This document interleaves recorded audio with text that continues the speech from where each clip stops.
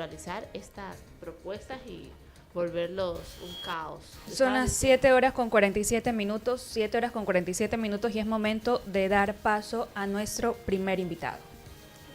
Así es, cuando son las 7 horas con 47 minutos, damos paso en este momento al abogado Juan Carlos Quintana, constitucionalista, quien nos va a hablar sobre el tema de la Corte Constitucional que da paso a la Asamblea Constituyente. Muchas gracias, Sheila. Bienvenido, abogado Juan Carlos Quintana, a su espacio Voces y Opiniones. Diana y Francia estamos de este lado del micrófono. Buenos días. Muy buenos días, muchas gracias por la invitación. Buenos días, doctor. Bueno, hemos visto que la Corte Constitucional emitió este 24 de septiembre un dictamen favorable para la convocatoria a consulta popular con el objetivo de instalar una asamblea constituyente. ¿Este procedimiento es correcto, doctor? ¿Tiene vicios? ¿Tal vez podría ser declarado nulo? No, la verdad es que no. Es coherente, constitucional, guarda la armonía requerida según la Constitución, ¿no? Y la ley. Obviamente, pues habrán siempre actores políticos y personas que opinen que puede estar sujeto a inconstitucionalidades, pero la verdad es que el camino para una asamblea constituyente es un camino excepcional. Entonces, no puede estar lleno de trabas ni de juicios por parte de, en este caso, la Corte Constitucional, que habiendo entrado en un acto de prudencia, lo hizo de manera célere, de manera rápida.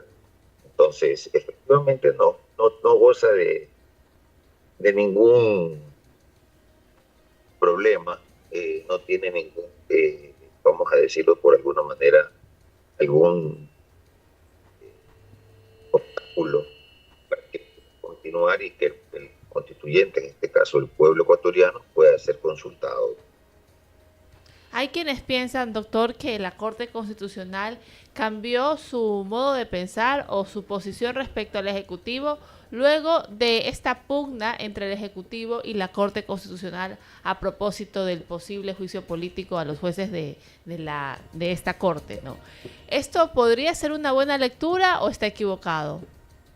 Mire, mi lectura es contraria. Mi lectura no es que es por la pugna con el presidente, sino que parece que hay una agenda bien establecida. Entonces la Corte, insisto, en un acto de sensatez, al tal vez ya conocer que esta planificación que se está dando con la protesta social, que no es ninguna protesta social, sino más bien actos de vandalismo y terrorismo que son para desestabilizar al gobierno, decidió de manera sensata irse por el camino correcto, por el camino que tenía que haber tomado desde un comienzo, pero en este caso lo hizo de manera rápida para no verse inmiscuida, para no verse relacionada, que al mismo tiempo estos grupos de personas, entre ellos terroristas, desestabilizan el país, ¿no? Así yo lo leo realmente, ¿no? Así es, doctor Juan Carlos. Y bueno, pasando al tema ya de la constituyente, ¿cree usted que ya es necesario cambiar de constitución o esta constitución podría también hacernos útil en los siguientes años? Bueno, no todo en la Constitución está mal, ¿no? Evidentemente va a haber se tienen que hacer cambios profundos, estructurales, principalmente con el tema del Estado. Por ejemplo, el Consejo de Participación Ciudadana, el juicio político a los miembros de la Corte Constitucional. Y se me ocurriría pensar en una asamblea o congreso con con doble cámara, o sea, con bicameralidad, con un Senado, con una Cámara Baja, ¿no? Entre tantos cambios que se puede dar, incluso para poder viabilizar la lucha contra los grupos organizados de delincuencia organizada, mafias, y que tanto se necesita armonizar y que se dé paso a estas leyes de integridad, solidaridad y de inteligencia, ¿no?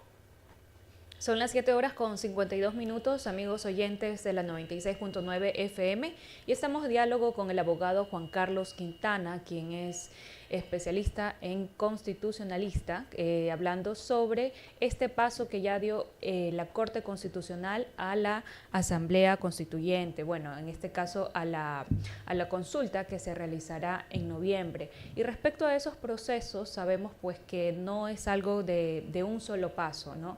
En noviembre, en definitiva, pues sería un paso importante con la respuesta que tenga el pueblo ecuatoriano, ¿no? Pero ¿cuáles son estos procesos adicionales que hay que seguir para poder conformar una asamblea constituyente? Bueno, una vez que viene la consulta y que el pueblo va a tener, todos los ecuatorianos saldremos a las urnas, y que evidentemente el clamor popular es ese, ¿no? Que la asamblea se tiene que conformar. Una vez que viene eso, tendrá que instalarse la asamblea, armar la constitución, y una vez terminada la asamblea, necesita ser aprobada por el pueblo, ¿no? Pero más allá de eso, es importante tomar en cuenta de que por más constituyente que sea la asamblea, hay normas supraconstitucionales que nos regulan, es decir, los tratados internacionales de derechos humanos que el Ecuador ha suscrito, tiene que respetarlos. Por poner un ejemplo, la Asamblea Constituyente decide establecer la pena de muerte para delitos graves. No se podría porque evidentemente en el ámbito interamericano, en el ámbito de los derechos humanos, está prohibido por los convenios internacionales de derechos humanos, por poner un ejemplo. Pero en el resto, pues, de circunstancias y situaciones de sí el Estado tiene que tomar como el tema orgánico de la Constitución, cómo el Estado se constituye, cómo el Estado se distribuye, efectivamente cómo el poder del Estado se va a administrar en cuanto a las competencias y atribuciones, sí efectivamente se pueden hacer cambios sustanciales, ¿no? Por ejemplo, esto de famoso engendro de la Consejo de Participación Ciudadana, que realmente pues, ha sido una institución fallida, ¿no? Sí, y eso, bueno, ha sido bastante cuestionado. Todavía hay algunas personas que lo defienden porque sienten que debe estar presente ahí de una u otra manera la voz ciudadana, pero igual ha sido bastante criticado por las acciones que ya son de conocimiento público durante los últimos años. Abogado, y bueno, finalmente con esto, ¿usted considera de que se podrían ya poner en marcha, digamos que los planes del gobierno respecto, por ejemplo, a temas de seguridad que han sido prioritarios y que no han tenido el cambio sustancial en cuanto a reformas que ha intentado hacer y que la Corte, pues, por justamente cómo está conformada nuestra Constitución, pues las ha hecho de lado? Sí, el gobierno necesita de que se armonice y se viabilice para poder luchar de una manera efectiva contra la corrupción. Y que no solo es la corrupción y las mafias, pero la corrupción en sus diferentes manifestaciones, ¿no? Estamos hablando de contratación pública, estamos hablando de la corrupción política, estamos hablando de la corrupción, imagínese usted, política incluso. Imagínese usted que cualquier pues pillo, cualquier persona que esté relacionada con un GDO puede ser un asambleísta, puede ser un alcalde. Entonces, ese tipo de cosas se han normalizado en el Ecuador y tienen que terminar, ¿no? Entonces, más allá de eso, la lucha que tiene frontal, que es evidente que tiene el gobierno en contra de todos estos grupos delincuenciales y estas mafias, necesita del apoyo normativo, necesita también del apoyo para poder continuarlo y ser más efectivo incluso, necesita pues que estas leyes entreguen vigencia y evidentemente una nueva constitución que las soporte, que su ejecución. Ok, ¿y cuáles serían esos puntos claves que se deberían reformar en una nueva constitución que actualmente, digamos, que impiden estas sanciones más duras justamente para, por ejemplo, grupos armados criminales? Mire, en tema constitucional, el tema de la Constitución no es una ley. Entonces, la Constitución tiene que hacer lo que se conoce que la propia Corte Interamericana y la propia Constitución ha establecido de que se llama la relativización de los derechos. No es que se van a eliminar derechos. Por ejemplo, en la Ley de Integridad se hablaba de la intervención de las comunicaciones.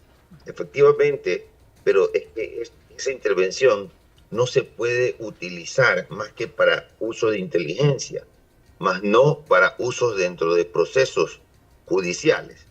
Entonces hay momentos en que la Constitución va a tener que establecer excepcionalidades.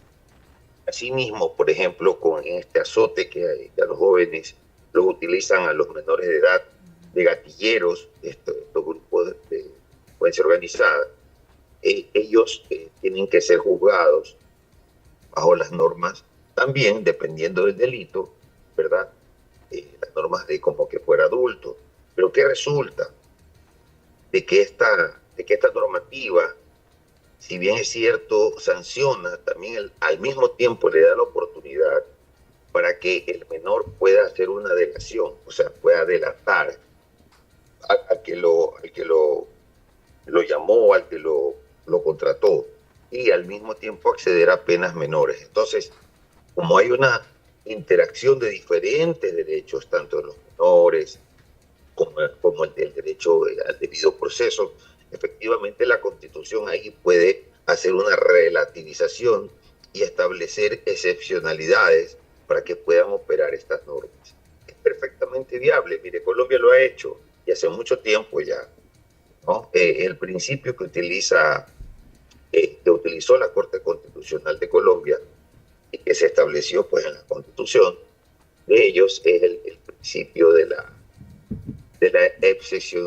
legalidad excepcional, ¿no? Porque ellos, imagínense, también estas 40 años de guerra interna, pues necesitaron establecer normas para una lucha contra este flagelo, ¿no?